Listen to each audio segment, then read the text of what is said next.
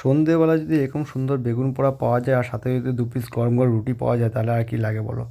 আগের দিন বাজার থেকে নরম নরম সুন্দর সুন্দর দুটো বেগুন নিয়ে এসেছিলাম, আর বউ কিন্তু সেই বেগুনগুলো পুড়িয়ে রেখেছে, সাথে টমেটো পুড়িয়ে রেখেছে, আর সাথে রেখেছে পেঁয়াজ কুচি, আর হলো ধনেপাতা কুচি আর লঙ্কা কুচি করে রেখে দিয়েছে। আর আমি গিয়ে গরম গরম বেগুনগুলোকে ছাড়িলাম, বউয়ের হাতে অসুবিধা হচ্ছিলো বলে গরম গরম পাচ্ছিল না, তা আমি ভালো করে জিনিসগুলোকে ছাড়িয়ে নিলাম।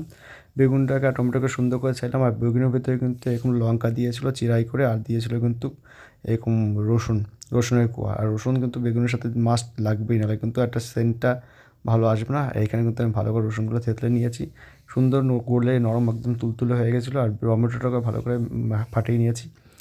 এরপর দেবো কাঁচা তেল। কাঁচা তেলটা কিন্তু বেশি করে একটু দিতে হবে যাতে ঝাঁঝালোটা মানে ঝাঁঝালোটা ভালো করে হয়। আর কাঁচা পেঁয়াজ আর ধনেপাতার তো এমনি একটা ফ্লেভার আছেই সুন্দর, আর তার সাথে কিন্তু পরিমাণ মতো লবণ আমি এখানে নিয়ে নিয়েছিলাম। আর বেশ ভালো করে জাঁকিয়ে মাখাচ্ছিলাম, কারণ হলো ভালো করে মাখালে কিন্তু বেগুনটা ভালো করে একদম পুরো সবগুলোর সাথে মিশে যায়। এরকম দেখুন সফট হয়েছে, সুন্দর হয়েছে, দেখে মনে হচ্ছে একদম অসাধারণ খেতে। কিন্তু এর সাথে লিট্টি যদি হতো, লিট্টির সাথে তো জমে যেত, কিন্তু বউ অলরেডি রুটি করে রেখে দিয়েছে। আর গরম গরম রুটি খাবো হটপটে করে রেখে দিয়েছে, আর বেগুন ফেগুন সব রেডি করে রেখে দিয়েছিলো, আমি সে মাখিয়ে নিয়েছি। আর মাখানোতে মাখাতেই আমার মনে হয় জিভে জল চলে এসেছিলো, এত সুন্দর একটা গন্ধ বেরোচ্ছিলো, খেতে কিন্তু দারুণ লাগে। এক কথায় আমার তো বেগুন পোড়ার সাথে রুটি হলে আর কিছু লাগে না।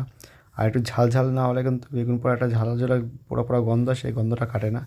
আর আমি আর দেরি করতে পারলাম না, মোটামুটি গরম গরম পেয়ে গেলাম, আর আমার ভাগেরটা আমি নিয়ে ঠিক বসে পড়লাম। এরকম সুন্দর বেগুন পোড়ার সাথে রুটি, আহা হা বলো কি টেস্ট! তোমরা কে কে খেতে এরকম ভালোবাসো অবশ্যই কমেন্টে জানিও। আর আমি নিয়েই করেছি কিন্তু পুরোটা, শুধু বউ আমাকে আগে থেকে রুটি আর করে রেখেছে, আর মাখানোটা কিন্তু সম্পূর্ণ দেখিয়ে দিলাম, আমি নিজেই করেছি।